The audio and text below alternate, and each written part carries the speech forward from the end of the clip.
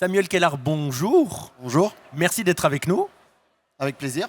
Vous êtes le directeur commercial de Pacartis France. Oui, tout à fait, oui. Alors Pacartis est une entreprise suisse Oui, spécialisée dans les solutions d'emballage pour produits frais. oui, tout à Et fait. Pacartis est implanté bien sûr en Suisse, ça va de soi, mais aussi en Italie, en Allemagne et en Oui. France, près de Rennes d'ailleurs. Oui, tout à fait, oui. Donc, oui, on a différents sites de production pour nous, hein, pour nos flexibles, suivant que ce soit du co-extrudé ou du contre-collé, laminé. Donc, on a un site en Italie, un site en Allemagne. Après, c'est plus que de la logistique qu'on a en France pour la distribution et pas de site de production spécifique. D'accord, c'est sur un la site France. Voilà. logistique. Donc nous, on fait tout ce qui est solution d'emballage pour les thermoformeuses, operculeuses, flow-pack horizontal, vertical, donc, et tout ce qui va être pour les produits frais, viande fraîche, charcuterie tranchée, fromage, pain, voilà, des solutions. Donc toutes ces solutions-là, vous couvrez tous ces métiers-là. Voilà, tout à fait, oui. Donc des films de différentes natures, donc sûr. monomatériaux, films complexes, films imprimables, vous couvrez Voilà, tous ces tout à domaines-là. fait. Donc la base de notre métier, c'est les complexes ou la co-extrusion, donc sur différents polymères, hein, suivant Bien sûr. les besoins clients. Si on a besoin de barrières, haute barrière, la soudabilité, l'impression, donc tout ça va changer suivant l'origine de ce qu'on a besoin.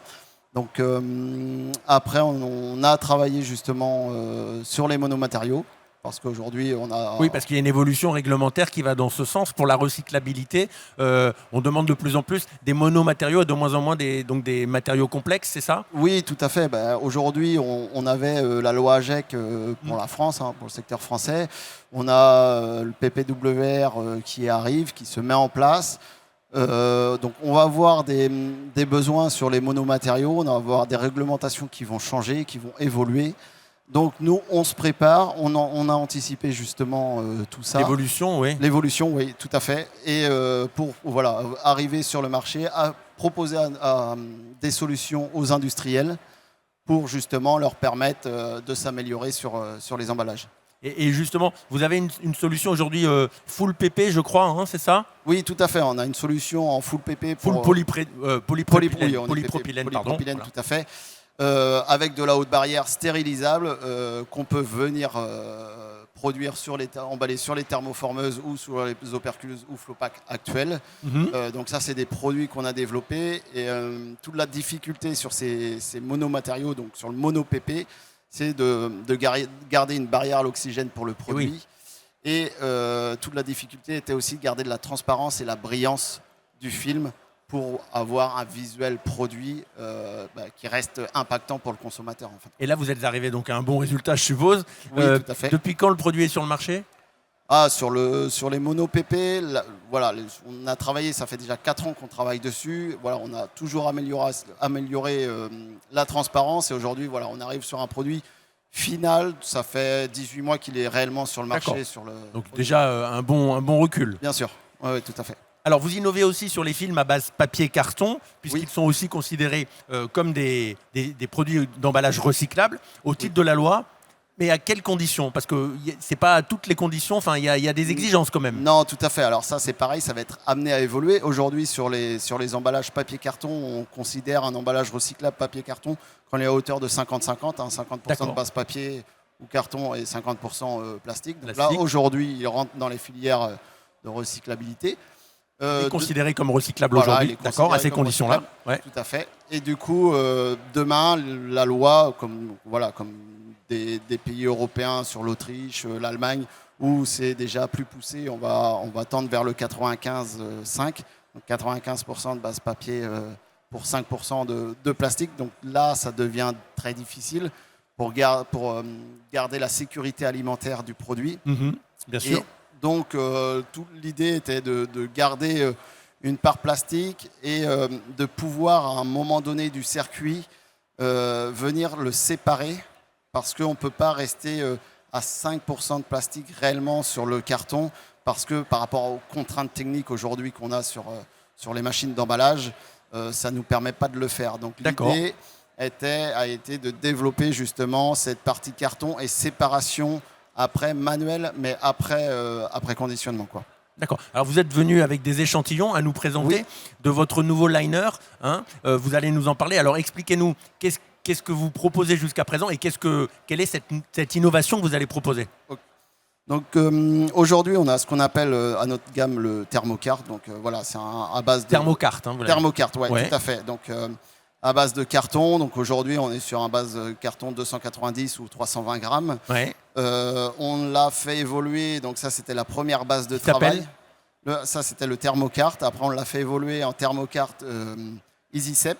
Donc du coup, le but était de venir séparer la possibilité de séparer le liner du carton, parce qu'aujourd'hui on a besoin d'un liner sur le carton pour éviter justement le contact produit en direct avec le carton, pour la conservation, la barrière, et l'humidité, ouais. l'humidité. Donc on a besoin de protéger notre carton et protéger l'aliment à l'intérieur. Bien sûr.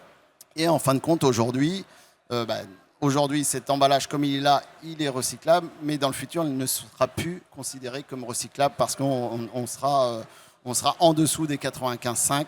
Et du coup, pour pallier à ça, l'idée était de venir séparer, enlever cette couche de liner pour récupérer que la base carton. Et là, on arrive sur des 95,5. Et là, on redevient recyclable sur ce type de produit-là. Et donc l'innovation, alors justement, qu'est-ce que vous avez apporté? Quel est le changement? Alors, cette première innovation technique demandait une modification sur les thermoformeuses. D'accord. Existantes sur le marché, donc ce qui était quand même complexe, ça demandait des coûts additionnels, bien sûr. Additionnels pour les thermoformeuses existantes et pas forcément adaptables sur toutes les machines. Donc c'était plutôt amené vers des nouvelles lignes de production, quand il y a des changements de ligne et des nouvelles lignes de production. Donc l'idée, ça a été de continuer à travailler sur cette séparation du carton, mais sans cette contrainte technique qu'on a besoin sur les machines.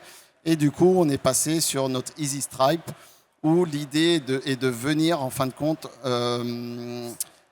séparer le liner toujours du carton, mais c'est qu'en fin de compte, sur le bord de notre emballage, on va venir déjà... Peut-être le montrer, le lever un petit peu. On va venir déjà pré-séparer pour que le consommateur final ait le réflexe, en fin de compte, de venir séparer le liner du carton.